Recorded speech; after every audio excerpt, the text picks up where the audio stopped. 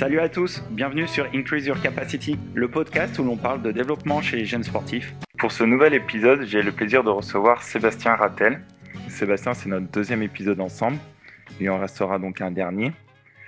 Sur le dernier épisode, on avait parlé de plusieurs choses.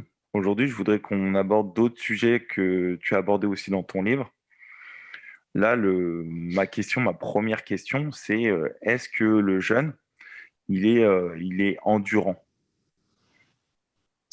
Alors bonjour Ciné, bonjour à toutes et tous. Alors est-ce que le jeûne est endurant? Alors il y a plusieurs réponses à cela hein, pour argumenter les choses.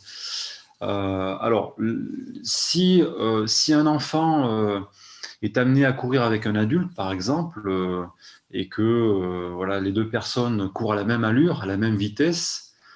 L'enfant probablement va plus vite s'arrêter, en fait, va avoir une endurance qui va être beaucoup plus courte, tout simplement parce que à une même allure, à une même intensité, une même vitesse de course, hein, l'enfant va forcément forcer plus que l'adulte.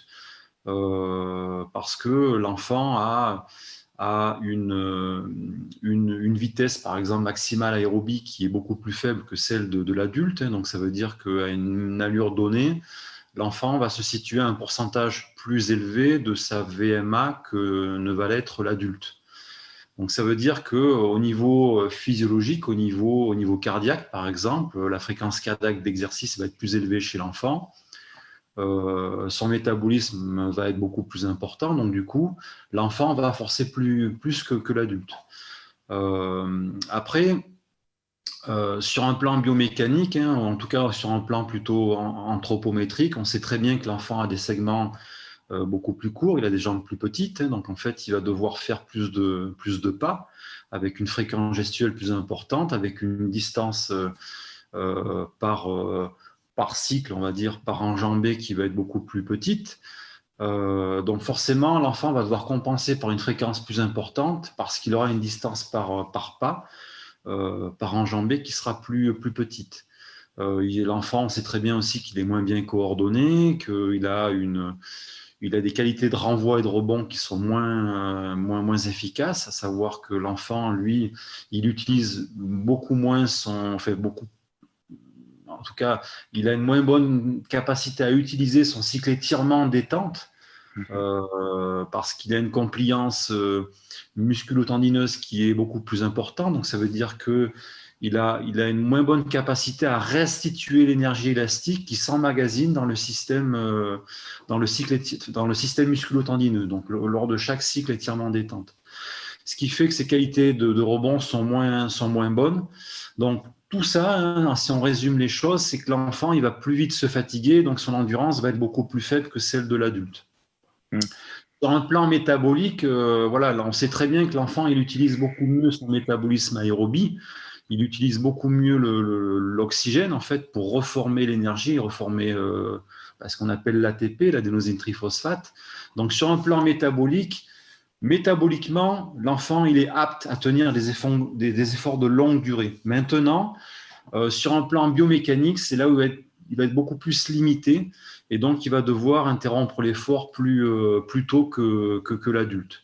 Alors, ça ne veut pas dire que l'enfant n'est pas capable de tenir un effort long. Alors, si on regarde par exemple les records du monde sur marathon, ça existe. Hein. Alors, le marathon n'est pas à conseiller chez l'enfant pour des raisons pour des contraintes mécaniques ou des raisons voilà, sur le système ostéo-articulaire.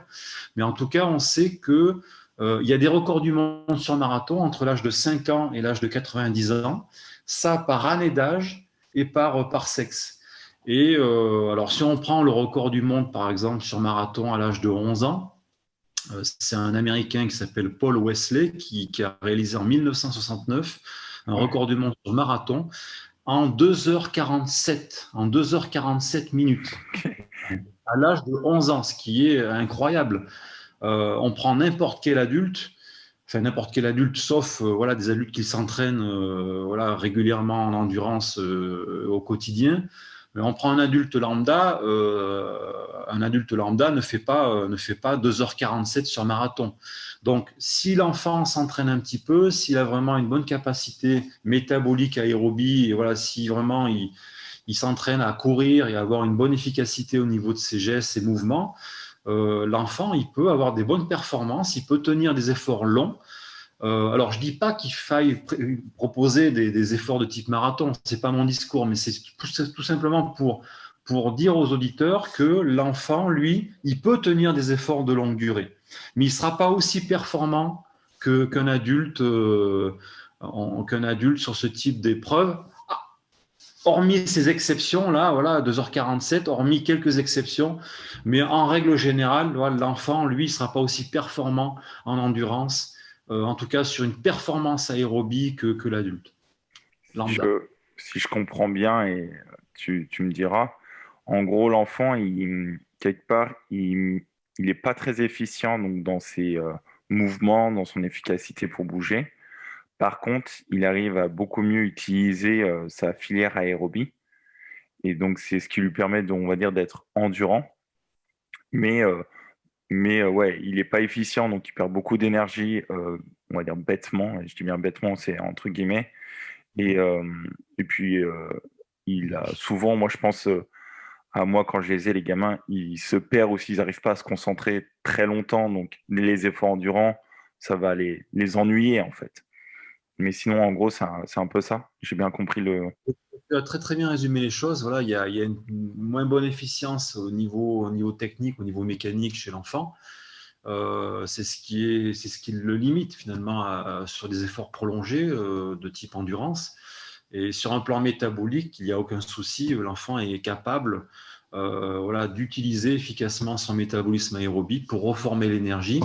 Mais sur des efforts de longue distance, comme ça, il faut quand même bien s'alimenter parce que voilà, les substrats énergétiques de base, à savoir les glucides et les lipides, hein, donc s'épuisent au fur et à mesure. Donc il faut toujours assurer un bon apport énergétique sous la forme voilà, de sucre, de glucose, notamment voilà, pour assurer vraiment cet apport énergétique et donc tenir l'effort dans la durée. Maintenant, après, il faut faire attention parce que l'enfant, lorsqu'on lui demande de faire des efforts prolongés, son système osseux est encore immature, donc il faut faire attention aux contraintes mécaniques que l'on impose sur le système osseux, qui est en plein développement. Et puis aussi, attention à ce qu'on n'expose pas trop l'enfant à la haute température, c'est-à-dire alors, de par sa moins bonne efficience, l'enfant va produire plus de chaleur, donc il va monter en température plus rapidement.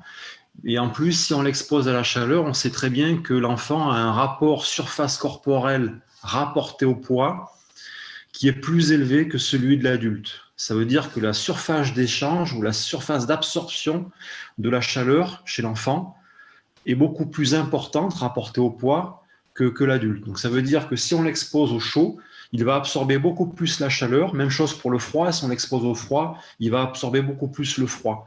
Donc attention, il y a des variations thermiques de température qui sont beaucoup plus importantes chez l'enfant que chez l'adulte. En tout cas, si on l'expose à la chaleur, il chauffe plus vite et en plus, il absorbe plus de chaleur. Donc c'est une véritable cocotte minute. Hein, Ouais. il monte de température, donc il faut attention à bien préserver cette température. Donc bien l'hydrater, il faut qu'il boive bien régulièrement, tous les quarts d'heure par exemple, un grand verre d'eau pour voilà, bien s'hydrater, éviter de se retrouver dans un état de déshydratation et qui peut amener un coup de chaleur ou peut-être à des malaises, hein, on ne sait jamais. Ok. C'est bien que tu parles que tu compares par rapport aux adultes parce que ça amène ma deuxième question qui était la différence entre l'adulte entraîné, je parle, et l'enfant d'un point de vue métabolique. Alors oui, c'est une bonne question. Alors on disait que sur le plan métabolique, l'enfant, il était très aérobie. Mais en fait, un enfant, il est comparable, totalement comparable sur un plan métabolique à un athlète adulte endurant. C'est-à-dire qu'ils ont les deux, l'enfant prépubère et l'athlète endurant, adulte, ils ont un profil métabolique qui est complètement comparable. à plusieurs niveaux, c'est-à-dire que si on regarde un petit peu la récupération, la capacité de récupération à l'issue d'un exercice, l'enfant, en fait, il va récupérer aussi rapidement qu'un athlète adulte endurant au niveau cardiaque, par exemple. On sait très bien que la fréquence cardiaque, elle chute très rapidement chez l'enfant et que cette chute, en fait, cardiaque, cette baisse cardiaque de la fréquence cardiaque, elle est comparable à celle d'un athlète adulte endurant. Et ces deux populations, en fait, ont la caractéristique de tirer sur le frein à main plus rapidement qu'un adulte lambda. Donc, qu'on prenne un enfant prépubère, qu'on prenne un athlète endurant, adulte, ils sont capables de réactiver plus rapidement leur système nerveux autonome parasympathique, c'est-à-dire le système nerveux qui va freiner la fréquence cardiaque après l'effort. Donc, ces deux populations, en fait, ils sont capables de tirer sur le frein à main plus rapidement qu'un adulte lambda pour abaisser la fréquence cardiaque. Après, si maintenant on va un petit peu plus sur le muscle squelettique, qu'on regarde un petit peu le phénotype musculaire, les athlètes endurants adultes et les enfants prépubères ont à peu près le même pourcentage de fibres lentes de type 1, c'est-à-dire que dans un muscle, même pour faire rapide, je ne vais pas complexifier un petit les choses, mais en tout cas, il y a des fibres lentes qu'on appelle les fibres de type 1 qui sont très oxydatives, qui sont très endurantes, et après, il y a les fibres plutôt de type 2 qui sont beaucoup moins oxydatives, qui sont beaucoup plus anaérobies et qui vont se fatiguer beaucoup plus rapidement, mais qui sont capables de produire plus de force et plus de puissance que les fibres de type 1, que les fibres lentes. Et donc, du coup, les enfants et les athlètes adultes endurants, en fait, ils ont à peu près le même pourcentage de fibres lentes, à savoir à peu près 70% de fibres lentes dans leurs muscles. Donc, ça veut dire qu'ils sont naturellement plus oxydatifs, plus aérobies que des sprinteurs ou que des adultes lambda. Ok. Même chose au niveau de l'activité enzymatique oxydative, au niveau de la densité mitochondriale, etc. En fait, il y a vraiment plein de paramètres qui sont communs entre des enfants prépubères et des athlètes adultes entraînés en endurance. Euh, chez l'adulte, enfin, moi j'ai vu les trois filières énergétiques à l'ancienne. Donc c'était l'aérobie et les deux filières anaérobie. Est-ce que l'enfant, et là je parle de l'enfant avant pic de croissance, a aussi ces filières qui sont aussi développées, les deux autres filières anaérobie, ou est-ce que c'est pardon, chez l'adulte, on utilise beaucoup les filières anaérobie. On rentre, on va dire assez facilement dans cette filière. Mm-hmm. Est-ce que le jeune, il rentre aussi dans cette filière? Est-ce qu'il les a développées ou pas du tout? L'enfant, en fait, il a cette capacité à rentrer plus vite dans la filière aérobie que l'adulte. C'est-à-dire que lorsqu'on fait un test de type rectangulaire, c'est-à-dire qu'on impose une intensité d'exercice donnée, alors je ne sais pas, une vitesse de 10 km/h par exemple, le jeune a cette capacité à ajuster sa VO2 plus rapidement, c'est-à-dire il a une cinétique d'ajustement de sa consommation d'oxygène qui est beaucoup plus courte que l'adulte. Et cette cinétique d'ajustement de la VO2 à l'effort, en fait, elle est comparable entre l'enfant prépubère et l'athlète entraîné en endurance. Donc l'enfant et l'athlète endurant, en fait, ont une capacité à rentrer dans l'aérobie plus vite qu'un adulte normal, qu'un adulte lambda, entre guillemets. Alors, pour répondre peut-être un petit peu plus précisément à ta question, je crois qu'il faut avoir à l'idée que les trois filières énergétiques, elles sont présentes, elles fonctionnent. Il ne faut pas croire qu'il y a les filières anaérobies qui sont immatures chez l'enfant, telles qu'on pouvait le croire avant. Les trois filières, on va dire aérobie et les deux filières anaérobies, en fait, ces trois filières, elles sont matures, elles fonctionnent. Maintenant, l'enfant va utiliser, en tout cas l'enfant prépubère, va utiliser préférentiellement sa filière aérobie au détriment des deux autres. Alors que l'adulte, ça sera l'inverse. L'adulte lambda, lui, il va privilégier beaucoup plus ces deux filières anaérobie au détriment de la filière aérobie. Alors, je parle de l'adulte lambda, non entraîné en Oui, endurance. Voilà. Mais en tout cas, euh, il y a une inversion métabolique qui se passe au cours de la puberté. Donc, on a un enfant prépubère qui est beaucoup plus aérobie, qui va faire appel plus favorablement à la filière aérobie et moins aux deux filières anaérobie. Et puis, quand l'enfant va grandir, quand il va passer sa puberté, et quand il va aller vers le stade adulte, eh bien, ça va s'inverser. Voilà. c'est incroyable ça. Et comment que ça se fait qu'à la puberté, il y a un changement comme ça? Alors, c'est souvent, alors, enfin, c'est toujours hypothétique, mais on pense que c'est lié à l'augmentation des dimensions du corps. C'est-à-dire Ah, que lorsqu'il y a, sous l'effet des hormones de croissance, sous l'effet de la testostérone, etc., chez le garçon, ou des oestrogènes chez les filles, il y a une prise de masse musculaire qui est beaucoup plus importante chez le garçon que chez la fille. Mais en tout cas, au moment de la puberté, il y a vraiment une augmentation importante des dimensions du corps. Et donc, à ce moment-là, il y a une inversion, c'est-à-dire que voilà, il y a une masse musculaire plus importante. Et donc, pour la faire fonctionner, pour l'activer, la mettre en mouvement, eh bien, il faut faire appel à des filières énergétiques de type anaérobie, dont on sait que la puissance métabolique est plus importante que celle de la filière aérobie. Donc en fait, c'est un effet dimensionnel. On a la même chose dans le monde animal, c'est-à-dire que lorsqu'on compare la souris à un éléphant, par exemple, on sait très bien qu'une souris, bon, c'est tout petit, mais que la souris, en fait, elle est très oxydative. Elle utilise préférentiellement la filière aérobie. Maintenant, si on s'intéresse à l'éléphant, par exemple, eh l'éléphant, il a un métabolisme beaucoup plus glycolytique, c'est-à-dire qu'il va faire appel, de par ses dimensions importantes, aux filières anaérobies, et notamment à la filière lactique et même à la phosphocréatine, par exemple. Donc il y a vraiment un effet dimensionnel dans l'utilisation de ces filières énergétiques. ok. Et est-ce que, donc si je peux en déduire que le jeune avant pic de croissance a une VO2 max plus élevée que après pic de croissance? Alors la VO2 max, la VO2 max, si on prend l'équation de Fick, en fait, elle est dépendante essentiellement du débit cardiaque maximal. Ok, C'est-à-dire à la fois de la fréquence cardiaque maximale et du volume d'éjection systolique maximal. Le volume d'éjection systolique maximal, c'est le volume maximal que le cœur est capable d'expulser à chaque battement cardiaque. Et donc, l'enfant, il a un cœur qui est beaucoup plus petit. Hein. Donc, du coup, il va avoir un volume d'éjection systolique maximal qui sera plus petit que celui de l'adulte. Donc, la VO2 max, lorsqu'on l'exprime en litres par minute, en litres d'oxygène consommé par minute, cette VO2 max absolue, en fait, elle est toujours plus faible chez l'enfant que chez l'adulte. Et cette VO2 max, en fait, elle va augmenter avec la croissance parce que les dimensions du corps, et notamment les dimensions cardiaques, elles augmentent. ok.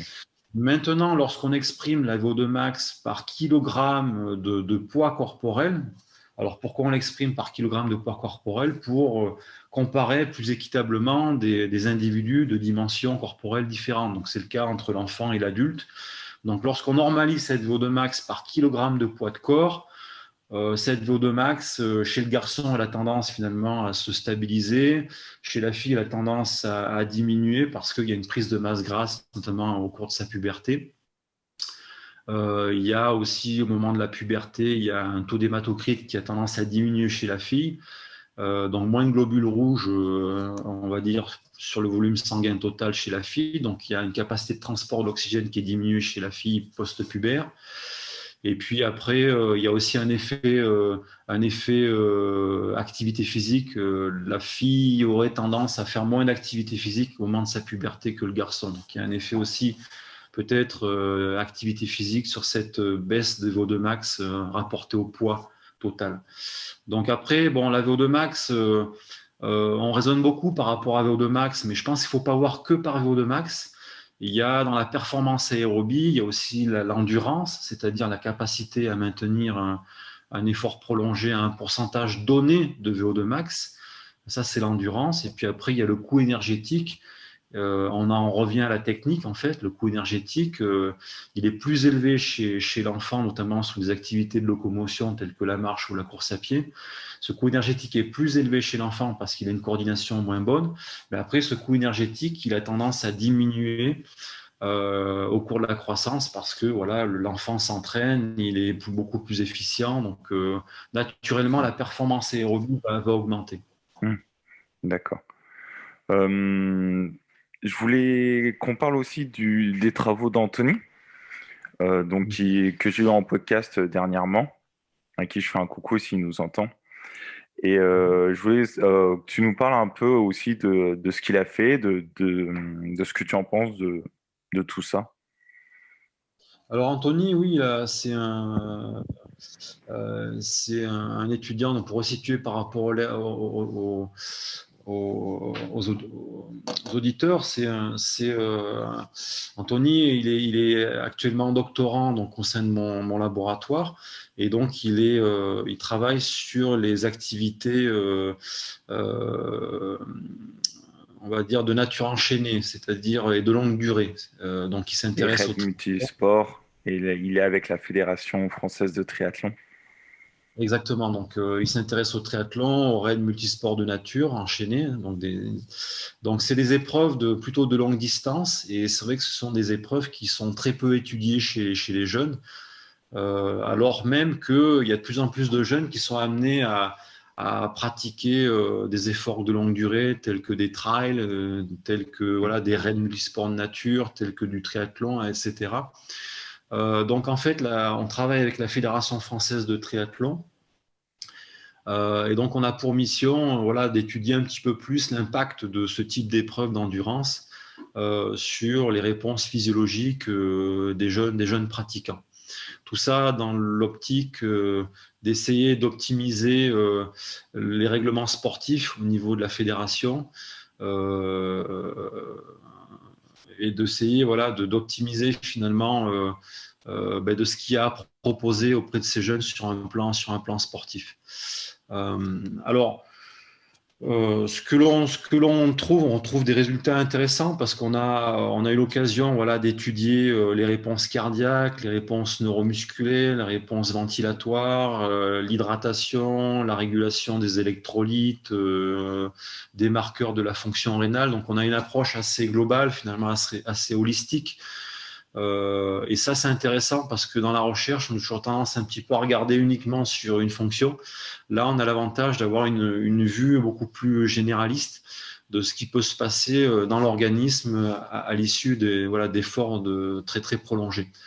Alors, si on s'attarde sur le raid multisport de nature, le raid, c'est des épreuves. Voilà, on a des championnats de France qui existent, minime cadet. C'est des épreuves qui peuvent durer 5 heures, 5 heures et demie, voire plus.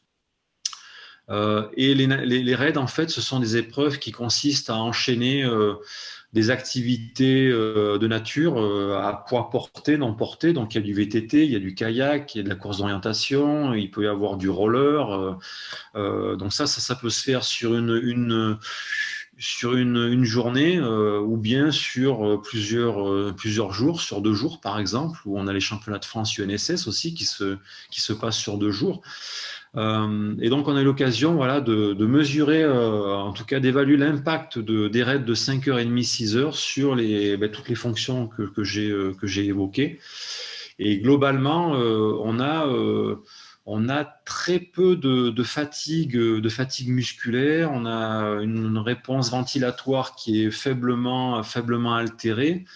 On a fait des mesures spirométriques, on voit que la capacité vitale forcée, en fait, elle n'est pas fortement diminuée. On voit que le volume expiratoire maximum en 1 seconde, pareil, n'est pas fortement diminué. Donc, on a une fonction respiratoire qui n'est pas touchée.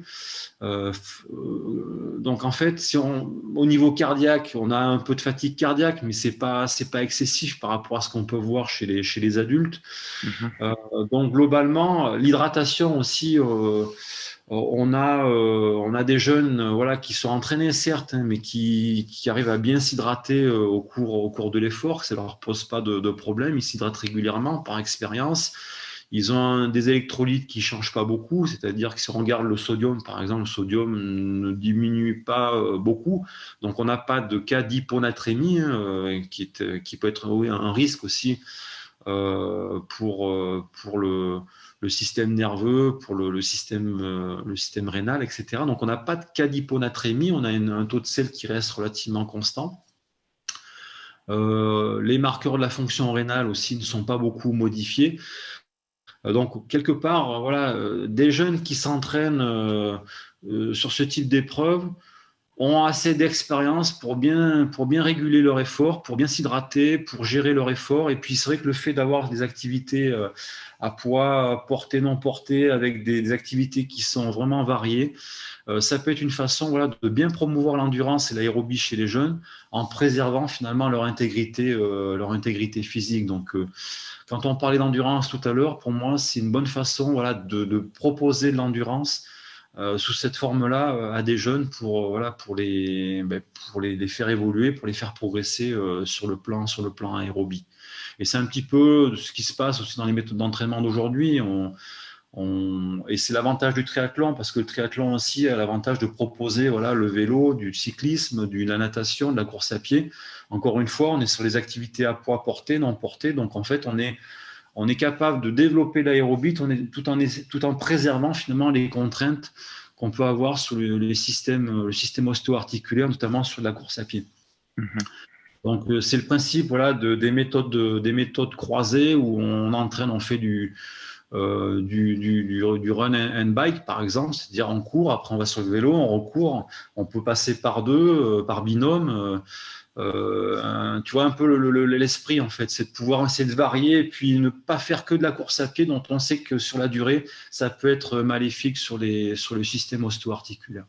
Ça me fait penser, on vient un peu sur des on-dit, dans le sens, je me souviens que quand j'avais cours, on disait que les jeunes, fallait pas les entraîner plus de 1 heure, par exemple, parce que bah, c'était pas bien.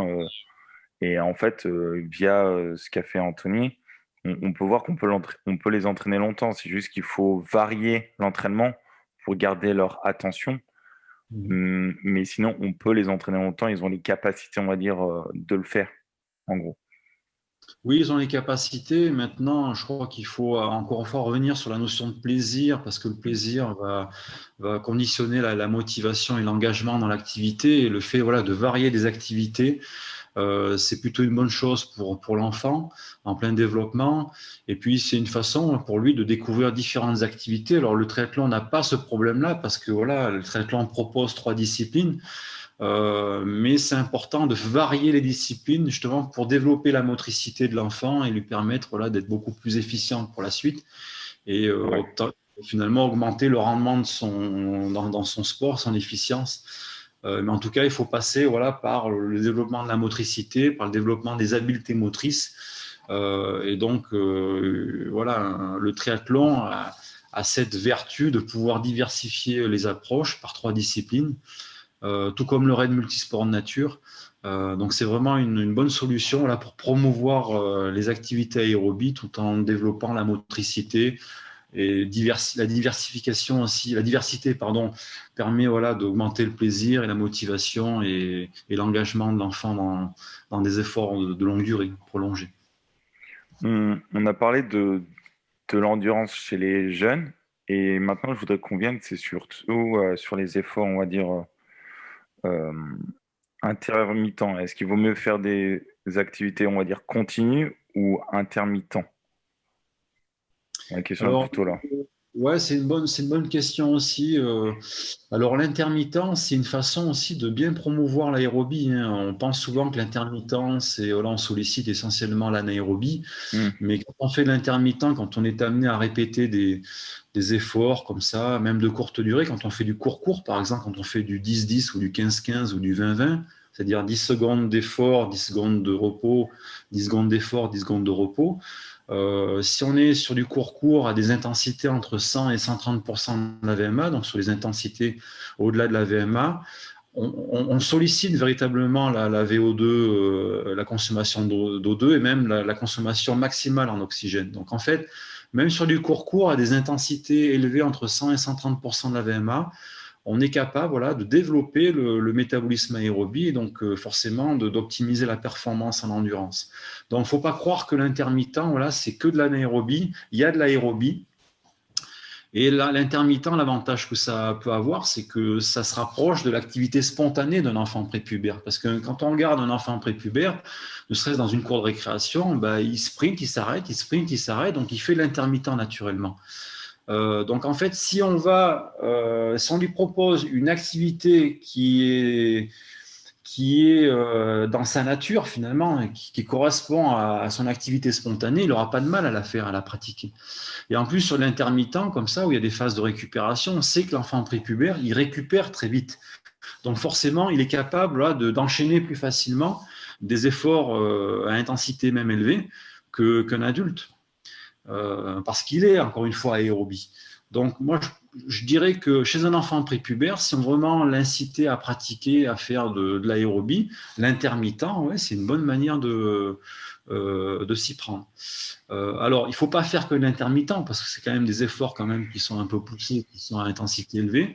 Il faut que l'enfant aussi soit capable de tenir des efforts continus à intensité modérée dans la durée. C'est-à-dire que si un enfant n'est pas capable de tenir 10 minutes, un quart d'heure, voire 20 minutes en endurance, bon, c'est que son endurance fondamentale, elle est quand même assez limitée. Donc, là, ça pose question.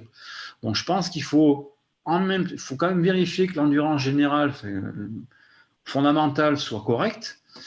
Et on va dire que durant la période prépubertaire, ben, l'intermittent, il faut l'utiliser. Mais il ne faut pas faire que ça. Il faut jouer entre l'intermittent et le continu. De toute manière, pour optimiser le métabolisme aérobie, il faut jouer à la fois sur le robinet et le réservoir. C'est-à-dire qu'il faut jouer sur la puissance de la filière aérobie et sur la capacité, c'est-à-dire sur son réservoir. La puissance, c'est le débit d'énergie, c'est-à-dire la quantité d'énergie que la filière aérobie est capable de produire en un temps donné. Et cette puissance, elle est importante voilà, pour être sur des allures élevées et sur la durée. Maintenant, si on est sur des efforts prolongés, mais à intensité beaucoup plus faible, là, il faut avoir un bon réservoir, une bonne capacité, c'est-à-dire que la filière aérobie doit être en mesure d'apporter l'énergie nécessaire, mais sur la durée. Donc, à la fois, il faut être sur le débit et le réservoir, ou bien voilà, sur la puissance ou la capacité. Donc il faut jouer sur à la fois l'intermittent et du continu si on veut vraiment optimiser le métabolisme aérobie et être performant encore une fois sur les efforts de type aérobie. C'est un peu ce qu'on avait dit avec Sean euh, de Upside Strange. D'ailleurs, s'il nous écoute, je lui passe le bonjour. C'est en gros chez le jeune, mais même chez l'adulte en fait. Il faut varier les intensités de travail et les temps de travail pour avoir, en fait, pour jouer sur tous les facteurs. Et c'est ce qui fait que on aura une base solide et qu'on va pouvoir monter toutes nos capacités de travail, en fait. C'est bien ce que tu as dit. Complètement. Et puis après, on est aussi sur cette diversité que l'on doit respecter aussi chez l'enfant, diversité voilà, sur les activités à proposer, à la fois intermittent, continu, diversité dans les disciplines par rapport à la motricité, par rapport au plaisir, à l'engagement. Et après, tout à l'heure, je parlais de méthode croisée, mais alors la méthode croisée, voilà, nager, courir ou pédaler, courir, en fait, cette méthode croisée, il faut l'utiliser, mais aussi il y a la méthode polarisée aussi. La méthode polarisée, on se rend compte qu'elle elle est efficace parce que on peut aussi proposer des entraînements avec des forts volumes d'entraînement aérobie, mais à intensité faible, c'est-à-dire avec une intensité inférieure au premier seuil ventilatoire. Faire un gros volume à intensité modérée en dessous du seuil ventilatoire, c'est efficace aussi pour développer la performance aérobie. Alors après, il faut aller par moment sur les intensités élevées, au-delà du deuxième seuil ventilatoire. Donc c'est cette méthode polarisée, gros volume à faible intensité et un peu beaucoup moins de volume, mais à intensité élevée. Voilà, en dessous du premier seuil ventilatoire, au-dessus du deuxième seuil ventilatoire. Et on se rend compte que cette méthode-là, elle est efficace chez l'adulte. Martin Fourcade, par exemple, a beaucoup utilisé. J'en discutais notamment avec Laurent Schmitt l'autre fois. C'est une méthode qui se développe de plus en plus et qui montre son efficacité. Et chez l'enfant, voilà, on peut aussi l'utiliser pour optimiser sa performance aérobie. On est d'accord, pour les auditeurs qui ne connaissent pas, je sais plus si c'est 80-20 ou 70-30. Je sais plus c'est combien les pourcentages en règle générale, mais en gros, allez, je vais dire 70% du temps à basse intensité et 30%, on va dire, à haute intensité ou Exactement. à modérée et haute intensité. C'est Mais ça. Alors, oui, avant, en fait, on passait beaucoup de temps entre le premier seuil ventilatoire et le deuxième seuil ventilatoire. Sauf que voilà, c'est une intensité qui reste un peu élevée, qui amène de la fatigue. Et donc, on se rend compte que quand on est sur des gros volumes, comme tu dis, à 70% en dessous du seuil ventilatoire, en dessous du premier seuil ventilatoire, eh bien, on peut faire du volume, on peut développer l'aérobie et ça n'engendre pas forcément beaucoup de fatigue et on peut travailler en même temps la technique. Donc, tu vois, on est à la fois sur l'énergétique et de la technique. Donc, ça, c'est quand même assez intéressant pour optimiser la performance. mais par contre, les jeunes, le problème, enfin, après, je sais pas si c'est un problème, c'est une question que je me pose. Les jeunes, souvent, on les a, quoi, allez, 2 fois dans la semaine, 3 fois. Pour faire de l'entraînement polarisé, c'est quand même beaucoup plus compliqué. Est-ce que c'est pas mieux de faire du polarisé quand on a vraiment beaucoup d'entraînement? Ouais, est-ce qu'on peut faire du polarisé quand on a peu d'entraînement? En fait, ma question elle est plutôt là. Oui, alors quand on a peu d'entraînement, c'est pareil, c'est une question très pertinente. Quand il y a peu d'entraînement, je pense qu'il faut travailler la qualité, notamment l'efficacité gestuelle, l'efficience. Je crois que c'est quelque chose de primordial parce que quand un enfant il sent qu'il est efficace en quelque sorte, sans trop forcer, mais c'est une façon aussi de l'inciter à pratiquer plus et à l'engager plus dans l'activité. Donc forcément à s'entraîner plus par la suite. Maintenant, quand on a, bien sûr, quand l'enfant peut bénéficier de séances bien plus importantes, de 3 à 4 séances, voire plus dans la semaine, là, oui, on rentre quand même dans de l'entraînement pur. Et là, oui, on peut forcément jouer sur les volumes et on peut vraiment proposer peut-être une méthode beaucoup plus polarisée qu'on peut le faire voilà, sur des faibles volumes. Tout à l'heure, on parlait des efforts intermittents et ça m'a fait souvenir à ce que j'avais vu à l'école à l'époque où on disait chez les jeunes, il faut éviter de faire des efforts lactiques.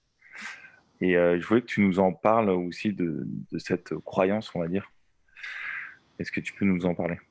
Oui, c'est une véritable croyance, hein. Alors j'en reviens à ta question précédente, c'est-à-dire que il fut un temps, mais c'est encore aujourd'hui, il faut essayer voilà, euh, de, de lutter contre ces idées reçues. On pensait voilà, que les filières anaérobies, notamment la filière anaérobie lactique, qu'on appelle la glycolyse, on pensait que cette filière-là était immature chez l'enfant.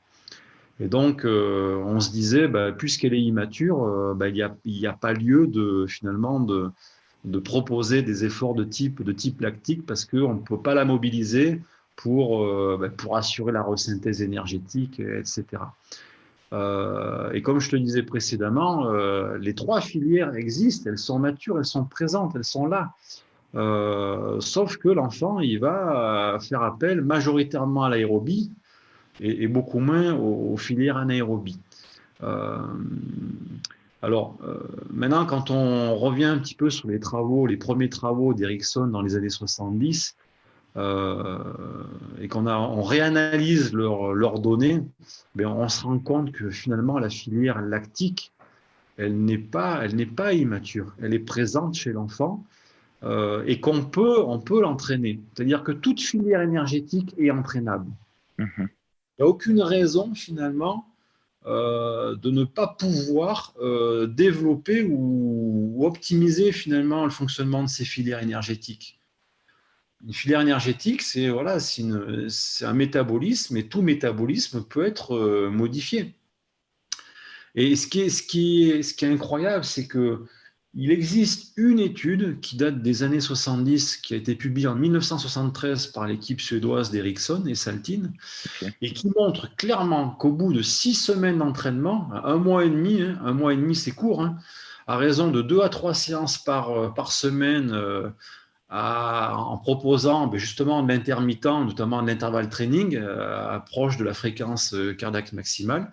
Si on entraîne des enfants, des garçons prépubères, en 6 semaines, on voit bien que l'activité de la PFK, alors la PFK, c'est la phosphofructokinase, la PFK, c'est l'enzyme clé dans le fonctionnement du métabolisme glycolytique de la filière lactique. Et on voit bien qu'au bout de 6 semaines, cette enzyme-là, en fait, elle augmente, je n'ai plus le chiffre en tête, mais de près de 70%, ce qui est considérable. Et là, on n'est même pas sur un entraînement de type lactique, on est sur un entraînement mixte, c'est-à-dire à la fois aérobie et anaérobie. Donc même sans proposer du travail lactique pur, en proposant un travail sous forme d'intervalle training, c'est-à-dire mixte sur le plan énergétique, on est capable d'optimiser le fonctionnement de la filière glycolytique, de la filière lactique. Donc, on peut entraîner cette filière-là, même au moment de la période prépubertaire. C'est dingue. En plus, c'est une étude qui date, quoi. Je veux dire, tu as dit 79, il me semble. Donc ça fait 73, 20, 1973, oui. ça fait 50 ans limite. Et on en parle toujours. Là-bas, justement, j'ai été examinateur pour un BPGEPS. Et sur son cahier, là, il avait mis effort lactique à éviter chez les jeunes. Je dis non, mais c'est dingue, quoi. C'est incroyable parce que c'est une étude qui date de 1973. Après, ces idées-là d'immaturité de la filière lactique chez le jeune, ben, elles ont été reprises dans des ouvrages qu'on a tous utilisés. Moi, quand j'ai passé mon brevet d'État, par exemple, et mon tronc commun, j'utilisais le manuel de Jürgen Weineck, Biologie du sport, dans lequel aussi il est clairement indiqué que voilà, il est interdit de pratiquer les efforts lactiques chez les jeunes parce que leur filière glycolytique est immature. Et après, ça a été repris et repris dans des revues plutôt sportives ou même dans une revue EPS. J'ai encore un article en tête qui date de 2008, donc c'est pas si vieux que ça. Et donc en fait, il y a des idées en fait qui se véhiculent et qui sont malheureusement reprises et qui nous amènent finalement à penser à ne pas penser de la bonne façon parce que voilà, ça a été écrit noir sur blanc dans des ouvrages précédents. Donc il faut faire attention à ce que l'on peut lire dans les bouquins, dans les livres. Et par moment, il faut savoir revenir sur les sources et notamment les travaux de recherche initiaux. Alors après, ça ne veut pas dire qu'il faut proposer du lactique régulièrement aux jeunes, hein, c'est pas ce que je veux dire. Hein. Mais en tout cas, il faut savoir les introduire progressivement dans l'entraînement parce qu'à un moment donné, l'enfant, il se doit aussi de connaître ce qu'est un effort intensif de type lactique. Après, en fonction des objectifs et que l'on fixe, après, on peut introduire progressivement et de plus en plus des efforts lactiques. Mais après, il faut bien s'interroger pourquoi on le fait et à quoi ça sert. Ce qui est montré aujourd'hui, c'est que, notamment chez les jeunes, avoir une bonne capacité anaérobie, ça permet de tenir un effort plus long à VO2 max. On sait que le temps de maintien à VO2 max ou à la PMA, en fait, est déterminé par la capacité anaérobie. Donc après, ça peut être aussi intéressant voilà, pour passer plus de temps à VO2 max et donc optimiser, encore une fois, la performance aérobie. On a vu tout le long du podcast qu'il fallait varier les intensités de travail, les temps de travail chez les jeunes. Et tu en parlais là, tu disais que c'est bien que le jeune sache dans quelle intensité il est. Et ça m'amène justement à ma dernière question pour ce deuxième épisode. C'est comment on peut contrôler l'intensité du jeune pour qu'on sache bien dans quelle zone il est. Oui, alors après, il faut faire forcément des tests d'évaluation, des tests, on va dire, de départ, hein, avant tout programme d'entraînement. Si on veut vraiment suivre et accompagner les jeunes, il faut vraiment évaluer leur potentiel voilà, dès le départ. Alors, il y a plusieurs tests que l'on peut proposer. Les auditeurs connaissent les tests de VMA, par exemple. Alors, le test de Luc Léger, par exemple, le test navette, hein, qui consiste à faire des allers-retours de 20 mètres avec une intensité progressivement croissante. Donc, on peut utiliser la VMA, on peut utiliser la fréquence cardiaque maximale. On peut utiliser aussi des échelles de perception de l'effort, c'est-à-dire l'échelle de Borg, par exemple. Alors, il y a l'échelle qui va de 1 à 10, ou l'échelle, le RPE, voilà, l'échelle qui va de 6 à 20. En fait, on peut, une fois qu'on connaît la fréquence cardiaque maximale, une fois qu'on connaît la VMA voilà, des enfants, et ben après, on peut essayer aussi d'objectiver l'intensité en pourcentage de la FC max ou en pourcentage de la VMA, par exemple, ou bien évaluer voilà, cette perception de l'effort à partir des échelles de Borg ou d'autres échelles. Il y en a bien d'autres. Hein. Mais en tout cas, c'est intéressant voilà, d'objectiver les choses et de savoir où se situe l'enfant dans l'intensité de l'effort. Super. Bah écoute, tu as répondu à toutes mes questions pour aujourd'hui, pour cet épisode. Je te remercie beaucoup du temps que tu nous accordes. Il va nous rester donc un dernier épisode qu'on fera prochainement, où on viendra sur la dernière partie du livre, entre autres, et puis sur d'autres questions qui vont sans doute nous arriver en tête. Je te remercie encore beaucoup pour tout le temps que tu nous accordes. Merci Siné, et je vous dis à la prochaine fois. Merci. Salut. Au revoir. C'est la fin de cette interview. Merci à tous de l'avoir suivi. Je vous donne rendez-vous prochainement pour de nouveaux épisodes. À bientôt.